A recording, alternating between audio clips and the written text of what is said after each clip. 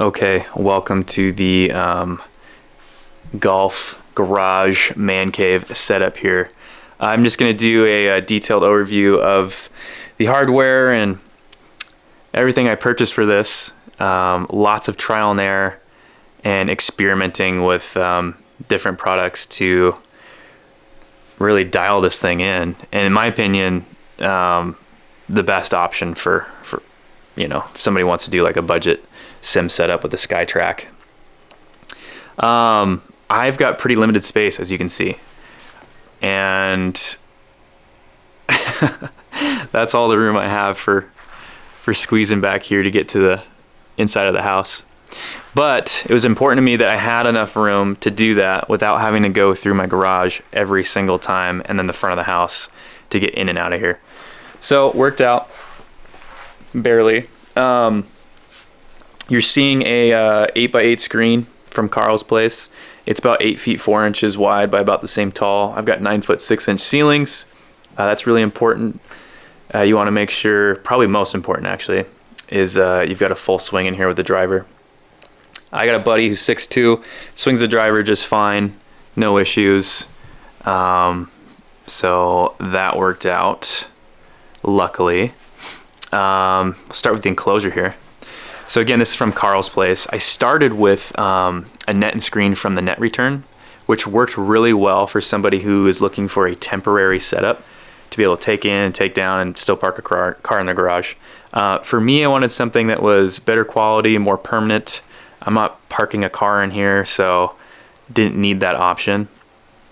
And the screen from the net return was kind of wavy because it wasn't pulled tight and created a distorted image on the screen because of that, and I wanted something that looked good.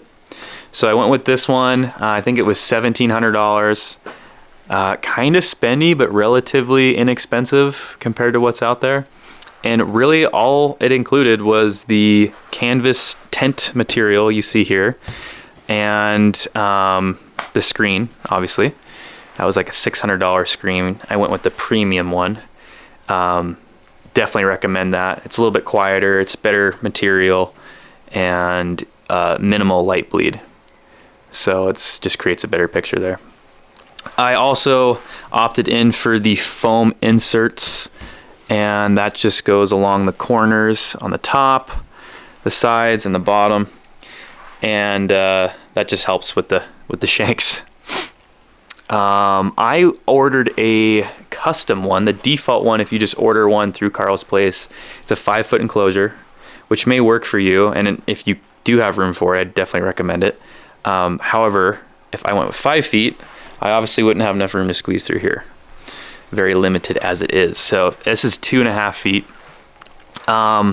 With that, they didn't include the frame, and all the frame is 1 inch diameter EMT steel piping from Home Depot. So you just go to Home Depot, they give you measurements exactly down to the inch that you need, 1/4 inch actually. Sorry, out of focus here. And I think it was like $160 or something for all the framing I needed. Was not bad and very easy to set up. 2 people's recommended. This also included a side net enclosure here, 2 of them, 1 for each side. Just got right-handed hitters in here, so only needed 1. And I just threw up this curtain today, actually. Just a heavier duty curtain, just to catch those stray balls and dampen the ricochets. It does happen. The mat is from the net return. My original purchase from the net return included this mat. And I think it's $500 by itself, and it's a 6 by 10 foot long mat, and good quality. It's got a little wear here. I've had this for about a month, but that's as to be expected with that. You can turn it around, or I might end up putting a higher quality mat just sits on top of this in the future if it gets too bad. I just put in this Home Depot foam flooring. It was like $14 a pack at Home Depot, and I needed 4 packs to serve this 8 by 10 foot area here, and just gives it more of a finished look. Keeps the golf ball from bouncing off the walls in here because underneath this is concrete. What else we got? Projector. So this is another thing I did hours of research on. I didn't want to spend a whole bunch of money. I wanted to keep this budget pretty low. I think all in all I spent like $8,000 or just under that for everything that I'm showing you here.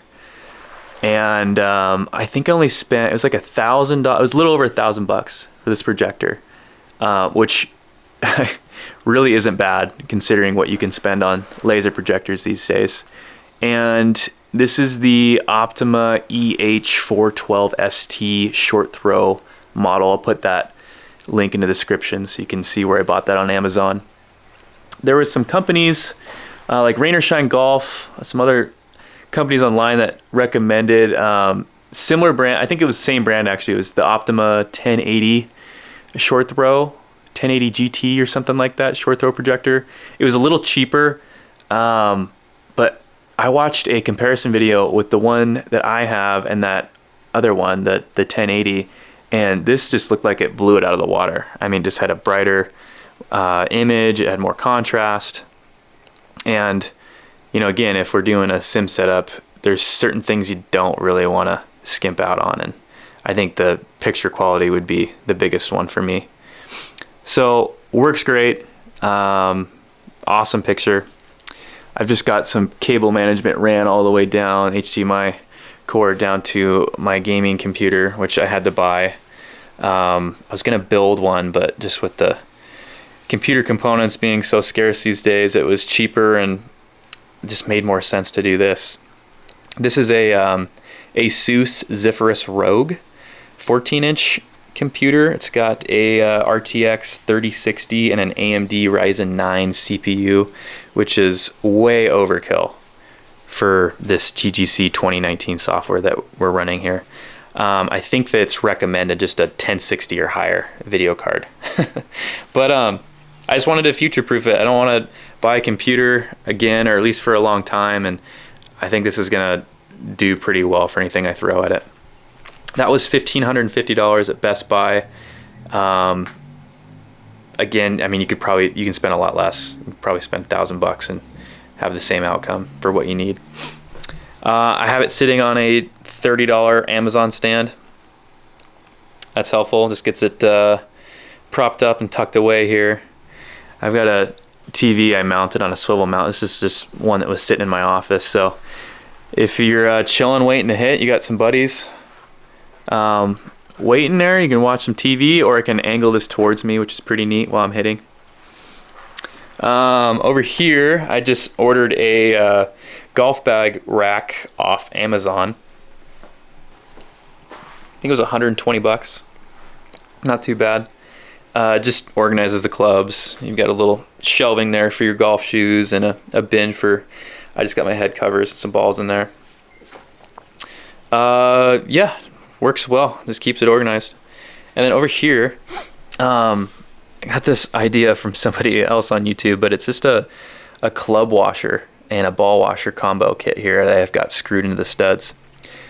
Super helpful. What's really important when you're hitting on these really expensive screens is that your club head and your golf balls are clean, because if they're not and they're dirty, you're smacking that dirt into your $600 screen, and then it's just gonna leave a terrible image and ruin your screen. So make sure your shit's clean. You got buddies coming over. Rule 1, wash balls. That's about it. Got the mat, got the brains of the operation here. So I went with the SkyTrak system. I did a lot of research on the best monitors to buy as far as value goes. I wanted something that was going to be accurate. I didn't want to skimp out, and I just don't think that would do anybody good. So if you're trying to get better at golf, you know, pay the dollars to make that happen there. So $2,300 got me the SkyTrak, the metal jacket that you see on it. Also came with some extra software. It was the T-Off package, and it included some game improvement plan or something with the practice range. Honestly, there's a few other things on there that I haven't really used, to be honest. I really just use the driving range mode through SkyTrak, and then the TGC 2019 software, which I bought separately. And that's to run the simulator setup, so you can play with your friends or play people online. And that was $500 a year or $800 for life, and you don't have to do a subscription setup. I wanted to do a year just to see how I liked it and to see if there's any other software out there that came out that looked like it was going to be a better option. So yeah, I'm happy with it so far, and it works pretty well with the SkyTrak. This is a photometric system, so it's taking pictures of the ball in flight. It does not do club tracking. So what it's doing is it's producing an algorithm for you based off the spin rate of your ball and then giving you the shot shape.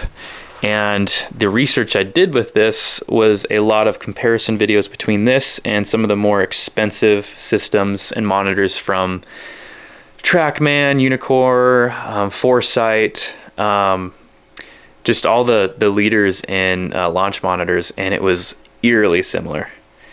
And I'm an amateur golfer, so I mean, for what I'm using it for, it's been working great. Now, with that being said, there is a new launch monitor that was just released by Foresight and Bushnell, who partnered on this. Foresight's model is called the GC3, and it's a $7,000 purchase. Includes all the software you'd need for life, so you don't have to do a subscription basis. And it also comes with club tracking. So it's 3 cameras, as opposed to the predecessor, which was a GC2, which only had 2 and tracked the just the ball itself. So it's got little stickers you put on your club head, and it'll measure your swing path and your angle of attack and club speed and all that good stuff. Bushnell, if you don't want to spend $7,000 up front, has this exact same thing. I think they just put different stickers on it, branded it differently. Same hardware, starting at $3,000. The caveat being it is a subscription basis, so you've got several options for subscriptions. You pay the $3,000 up front, $100 a year for just the basic. So you're just getting some metrics. You're not getting simulator setup. You're not getting club tracking. There's the silver, which bumps you to the simulator access with Foresight. So you get the, I think it's FSX simulator software. A little different from what you see here. Same concept. Or there's the $800 a year membership, and that includes everything in addition to club tracking.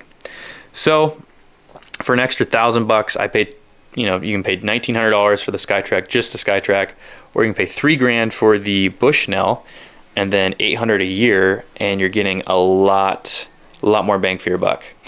So I'm more than likely going to end up ordering that. I've only had this for a month, unfortunately, and passed my 30-day return policy. Who knows? I may keep it, may sell it.